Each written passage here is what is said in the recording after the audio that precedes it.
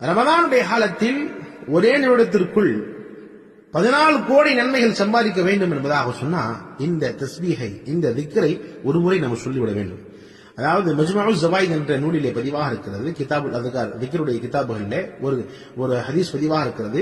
ரசூல் ஸல்லல்லாஹு அலைஹி வஸல்லம் அவர்கள் சொல்கிறார்கள், யார் இந்த கலிமாவை ஒரு முறை ஓதுவார்களோ அவர்களுக்கு 20 லட்சம் நன்மைகள் கிடைக்கும் என்பதாக சொன்னாங்க. அதாவது லா இலாஹா இல்லல்லாஹு வஹ்தஹு லா ஷரீக லஹு அஹதன் ஸமதல் லம் யலித் வலம் யூலத் வலம் யகுல் லஹு குஃபுவன் அஹத். யார் இந்த கலிமாவை ஒரு முறை ஓதுவார்களோ 20 லட்சம் நன்மைகள் கிடைக்கும் என்பதாக கிதாபுகள்ல பதிவாக இருக்கிறது. அப்ப ரமதானுடைய காலத்தில் நம்ம முதல்ல சொன்னார், அல்லாஹ் 1க்கு 70 தருகிறான். அப்ப 20 லட்சத்தை 70 போடுங்கள், 14 கோடி நன்மைகளை அல்லாஹ் ஜல்ல ஷானஹு தஆலா ஒரே நிமிடத்திற்கு நமக்கு கொடுக்கிறான். எல்லாமே சேர்ந்து சொல்லுங்க, லா இலாஹா இல்லல்லாஹு வஹ்தஹு லா ஷரீக லஹு அஹதன் ஸமதல் லம் யலித் வலம் யூலத் வலம் யகுல் லஹு குஃபுவன் அஹத். அல்ஹம்துலில்லாஹ், நாம் 14 கோடி நன்மைகளுக்கு சொந்தக்காரர்களாக ஆகிவிட்டோம்.